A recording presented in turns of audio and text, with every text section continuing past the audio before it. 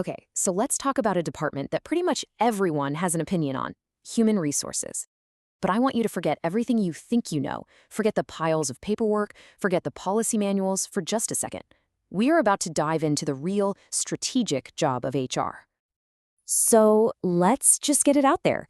When you hear HR, what's the first thing that pops into your head? Is it hiring people? Maybe letting them go? The endless paperwork? That's the classic image, right? But what we're going to find out is that's just the tip of the iceberg, not even close to the full story. Yeah, not even close. The old stereotype paints HR as, the rule enforcer, the administrator, the paper pusher. But the reality of HR today, it couldn't be more different. We're talking about strategists, developers of people, and even architects of the entire business. So how on earth did we get from that stereotype to this reality? Let's follow that journey. To really get where HR is headed, you have to understand where it all started. And its foundation was built on managing the most complicated, unpredictable part of any company: its people, and, well, all the problems that come with them. So in the beginning, you can think of HR as the company's referee. Their main job was to know the rulebook front to back and make sure everybody played fair. They were there to keep the game of work running smoothly and to prevent total chaos from breaking out. Now, there's a formal name for this: industrial relations. This was all about managing that crucial relationship between the company and its workers, especially back when unions were a huge part of the picture. The whole point was to create a stable, harmonious place to work. It's really the bedrock of everything that came later. And, that referee role comes with a very clear playbook. Just look at how a grievance is handled. It's not just a shouting match. HR designed this structured process that goes from a simple, informal chat all the way to a formal investigation, with a decision and even an appeal. It ensures everyone gets a fair hearing. But look, being a good referee isn't just about calling fouls. It's also about making sure the players are safe. HR was absolutely central in building those social security systems inside a company. Things like health benefits and retirement plans. They were creating a vital safety net for employees. Okay, so with that stable foundation in place, the role of HR started to change, started to evolve. It began to shift away from just solving problems to proactively building a stronger team. It was becoming the engine for growing talent. So if the first role was the referee, this next one is the coach. And think about it. A coach doesn't just watch the game and blow a whistle. No, a coach actively works with the players, develops their skills, sees their potential, and figures out how to get the absolute best performance from the whole team. And a good coach is always thinking about the long game. HR started designing these modern career paths that weren't just a straight ladder to the top anymore. They became more like a dynamic journey, focusing on continuous learning and growth at every single stage of a person's career. This whole coaching mindset totally flipped the script on performance reviews.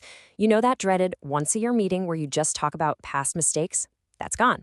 The new way, driven by HR, is all about continuous conversation, focusing on future growth and setting goals. It's about getting better, not about getting a grade. So why does all this coaching matter so much? It all leads to this one crucial thing: employee engagement. See, an engaged employee isn't just someone who shows up for a paycheck. They're motivated, they're connected, they're productive. HR zeroes in on the things that drive that engagement to build a workforce that truly wants to be there. Okay, now we're getting to the top level of HR's evolution. This is where it's no longer just about managing the people inside the existing system. It's about designing the entire system itself. This is HR as the architect. So we've gone from referee to coach, and now to the architect. Or, maybe an even better term is the general manager of a sports team. A GM doesn't just manage the players on the field. They build the entire franchise. They scout the talent, they set the long-term strategy, and they create a winning culture that lasts. The technical term for this high-level design work is organizational development, or OD. And this is a really powerful idea. We're talking about a planned, deliberate effort across the entire company, led by HR, to make the whole business run better, smarter, and more effectively. And this is not just some abstract theory. OD architects have a real toolkit they use to build a better company. We're talking about things like massive change management programs or targeted leadership training. These aren't just random events. They're strategic moves designed to weave the company's culture and values into every team. And the tools they use are incredibly sophisticated. With something like competency mapping, they can make sure the company has the exact skills it needs to hit its future goals. And a balanced scorecard, that directly connects how people are managed to the company's bottom line success. It's all connected. So, we've seen the evolution, but where does the architect go from here? Well, the world of work is changing faster than ever, and HR is right on the front lines, navigating a brand new horizon. One of the biggest shifts, of course, is globalization. International HR is not just doing the same job in a different country. It is an incredible juggling act, managing dozens of cultures, navigating this tangled web of international laws, all while trying to keep a single business strategy aligned across the entire globe. It's a huge, complex challenge. And the challenges aren't just about geography. A really fascinating new frontier is something called green HR. This is where HR actually becomes a key player in a company's environmental strategy. They use their policies and influence to build a genuinely sustainable, eco-friendly organization from the inside out. And believe me, this isn't just talk. Green HRM leads to real, concrete actions. We're talking about actively recruiting people who care about the environment, creating company-wide energy-saving policies, and even promoting telecommuting to reduce the company's carbon footprint. HR is literally making sustainability part of everyone's job description. So from referee to coach to architect, we've seen just how much HR has transformed.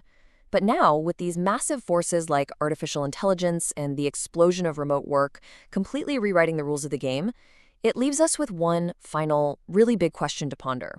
What comes next? What will be HR's next great evolution?